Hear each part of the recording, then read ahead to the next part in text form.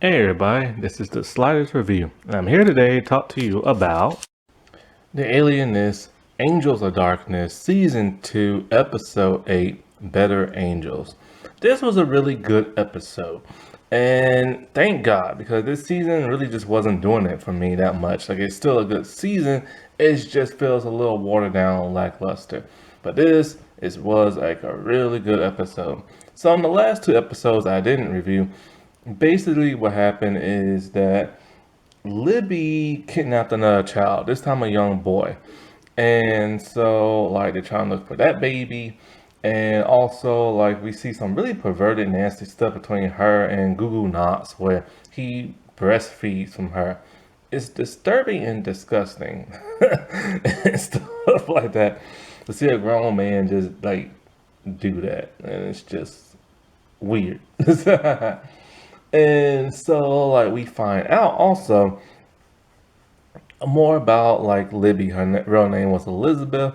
She was born to a very wealthy family, but then her father committed suicide.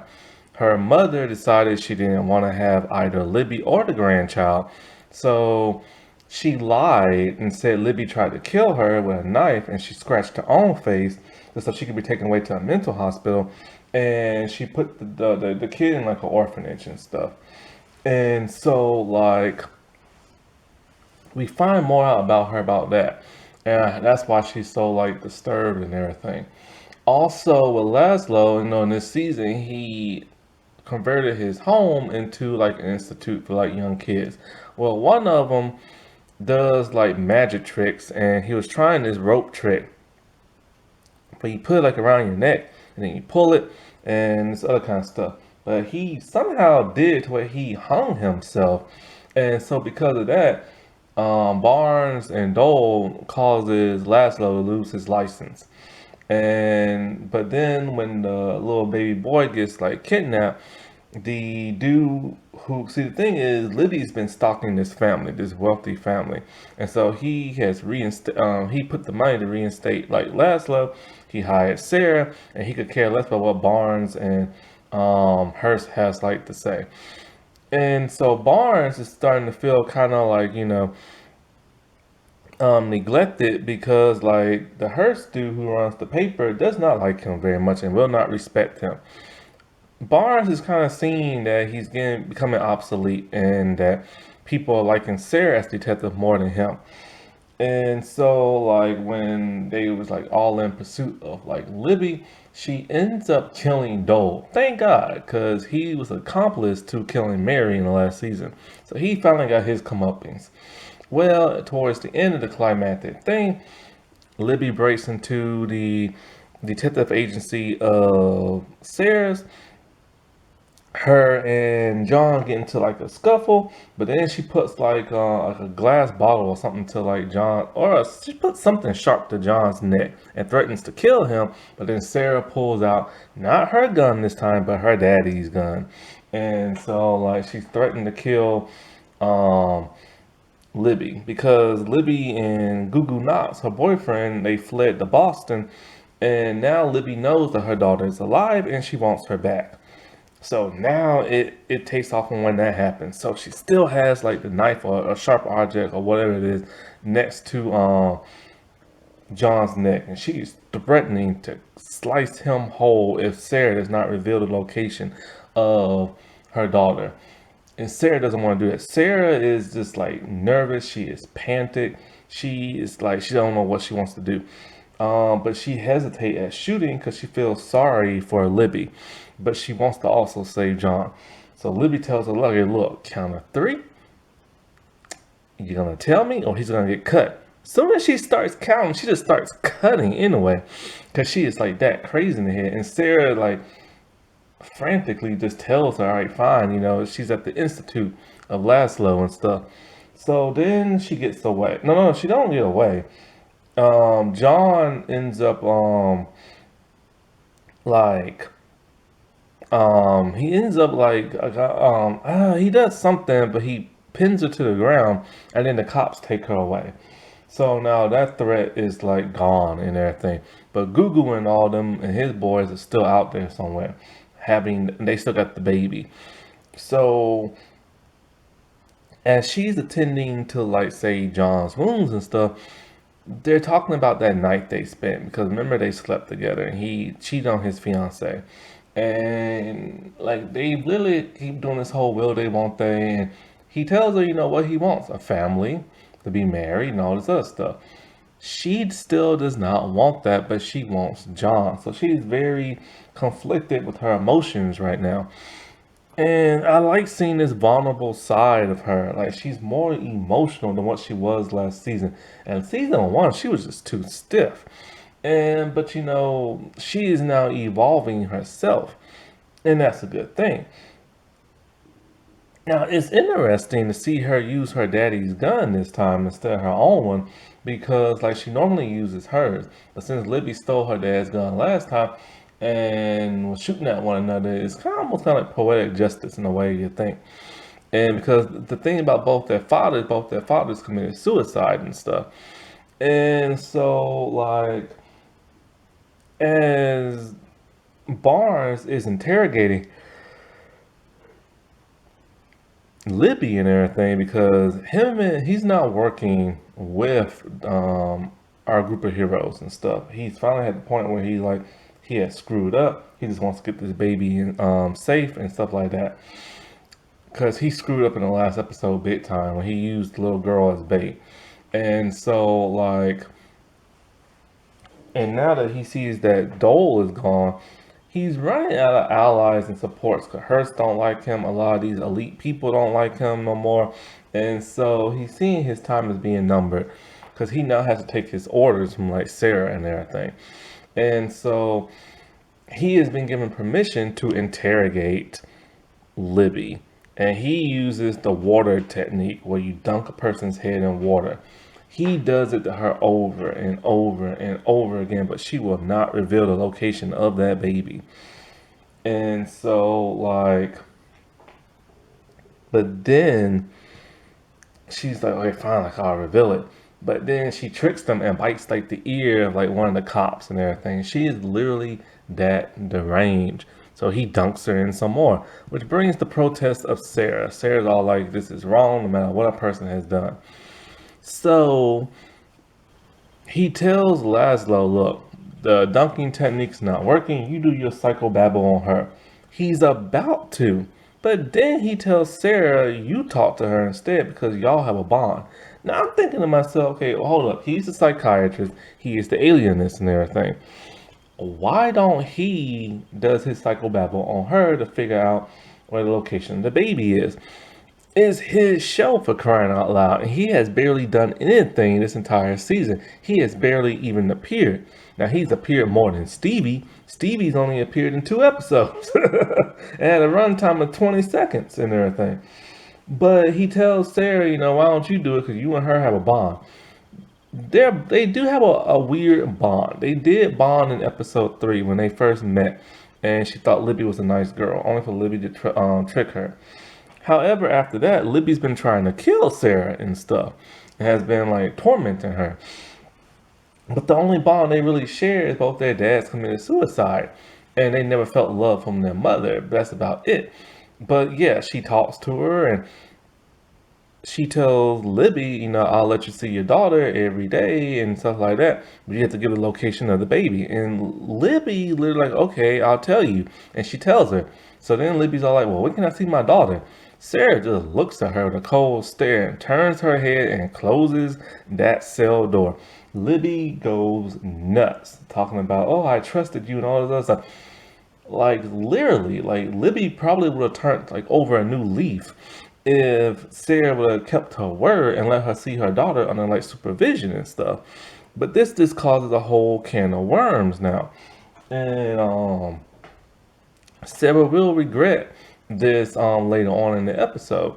And so like they tell the cops go and get the baby, but Google and his dudes have left the baby there.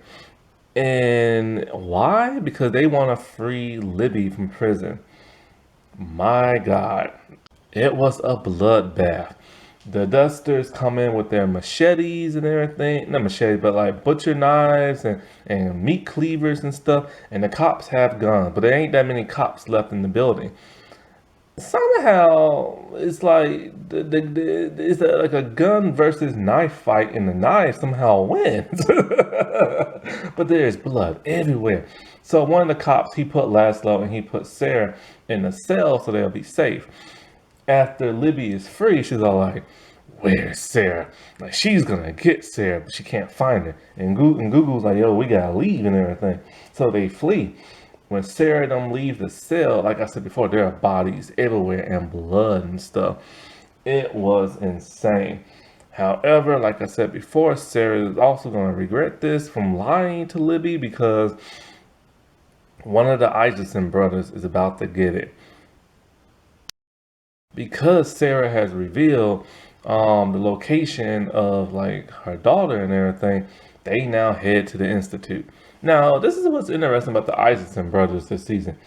They have barely been present this season and have not done much. They have barely done any detective work. And when they did to find out the poison was killing those babies, they found it out within seconds. And so they didn't really do that much hands-on stuff as they did last season. Now, as for Marcus, I have no idea if he's still with that girl from last season.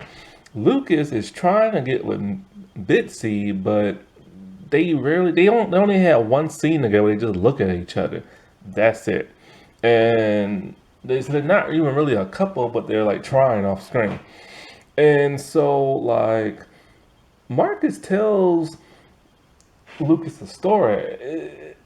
He said something like, I had a dream about mom and we were supposed to do something, but something didn't happen. And he said it was kind of like a weird dream, and he wondered what's that mean. He's making it sound like his mom has passed away. And if that's true, so it's like, okay, so John's grandma and their mom died within like a year? Like both of them? That's kind of weird. But then the Dusters break in, or at least Libby and Gugu break in. And when they break in, they take Libby's daughter. And but not only that, but Lucas is now finally using a gun. However, he is scared. His hand is trembling. He will not pull the trigger on Gugu or even Libby. But Gugu decides to go easy on Lucas. He sees what a coward he is and just knocks the gun out of his hand. But then Marcus comes in with his gun, pointing at both of them.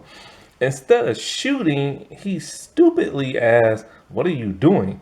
Like asking the Libby and Gugu. Gugu turns around with a rifle in his hand, shoots him point blank in the gut. Lucas has no idea because he's been knocked out prior. When Lucas finally comes to, like, he has no idea Marcus has been shot. And so he's all like, "My glasses are broke." But then he turns around and he sees the horrifying scene. Marcus is laying still on the ground with blood coming out his stomach. And so he just rushes to him. And so like he tries to stop the bleeding, only for Marcus to tell him, "Just stay with me." And it's like, it's a very sad, touching scene where he realizes that there's so much blood, he's not going to be able to stop the bleeding. And he just sits right next to Marcus, and Marcus lays his head on Lucas' shoulder, and he closes his eyes and die. And I was just like, oh my God, dude. Like, the dude just like lost his twin. And it was a touching scene. The dude stayed alive long enough for his brother to come to. It was just, and it's like, what made it so even more sad is that Marcus was more the interesting twin from season one than Lucas was and stuff. And so, like, they have a funeral for him, and pretty much everybody's there. Even Barnes is there talking about he's talking about like your brother was a good man. He was one of us because he was a cop, and it's like Barnes literally threatened the man's life just to get information from him, and it's just like ugh. But Sarah, she's feeling sad all about this because if she never told Libby where her child was, they would have never went there. And so, and then the woman that Marcus was with last season, I don't. She didn't even show up at all this season, and wasn't even mentioned. So like they just wrote her character off and stuff. And so it was just like so sad to see him die. Cause like no, not one of the main cast members. Like first Mary, now him. Like you know what I'm saying? So now that the baby boy has been rescued, now they gotta rescue Libby's own daughter from Libby herself, and they need to figure out where she's at. But they come to the conclusion very quickly that since she came from a high society home and everything, it stands to reason she might go back there. So they go and they look for her there. Now, Libby is there, and the house is still intact inside with all the furniture and stuff. All these years pass, and nobody has like moved in or like nothing. So Gugu's there drinking, and we see Libby trying to teach her daughter how to dance. But her daughter is tired of dancing. And Gugu literally tells her, like, the girl don't want to dance. And he's all like, where are we anyway? And she's all like, this is my home. And he's all like, you crazy because this is a rich people's home and stuff. So he doesn't even know the person he's with. And so Libby starts to act crazy towards her daughter because her daughter doesn't want to come near her and give her a hug and stuff. Now, one thing about the Libby character, what she does is that she's really good at playing a psychotic, disturbed woman in the head. Other than that, she's not really scary at like all. The killer from last season was more scarier and we barely saw him. But that's what was kind of disappointing about this season. It's kind of like when they revealed the killer very early, um, halfway into the season, you would think, okay, she's this deranged lady who kills babies. She's deranged and she's cuckoo in the head. But other than that, she's not terrifying at all. But she does do a great job at playing like the crazy person. So our team has now shown up. It's John, it's Laszlo, it's Sarah, and it's Barnes. But Sarah, Laszlo, and John, they go inside, but John's done behind. He breaks the glass to the door to get inside. They hear that. But then when Gugu's trying to get up, he breaks the glass by mistake. And so they hear that. And so it's kind of like, well, gee, everybody knows everybody's in the house now. So the big climactic thing happened. However, it's not that climactic at all. There's no chase like last season. All the chasing stuff happened halfway into this season. And so Gugu comes in with a shotgun. He sneaks up behind Sarah John and Laszlo talking about, oh, I thought we had mice and stuff like that. But then all of a sudden you see him get shot twice in the shadows. Who is it? Lucas. Lucas literally followed them and they had no idea he followed them and stuff. So he got his revenge on his brother, but he doesn't say nothing after that. He just shoots him and that's it. So then Sarah and Libby, they have their thing. But all it is them standing far apart with Libby with a glass bottle to her daughter's, like a broken glass bottle to her daughter's neck, talking about if I can't have her, nobody will, and we'd be reunited in death. So Sarah has to calm her down, and Laszlo helps calm her down. He finally gets to say something. And then, like, she calms down, she throws the glass away, and she gives them the child. And then she just cries on the ground as Barnes takes her away. All that woman wants is her daughter. Like, she really, like, in the past, growing up, she did nothing wrong. She got pregnant a little too early, and then her dad committed suicide for some bizarre reason, and her mom made up this facade about Libby being crazy trying to kill her and had her child taken from her. It's a very sad and tragic story. And so, like, but now that's all over with now. The whole threat of this season, like, at first, it was like threatening. Okay, this person stealing babies, killing babies, but then only one baby died, and the rest died off screen like years prior and stuff.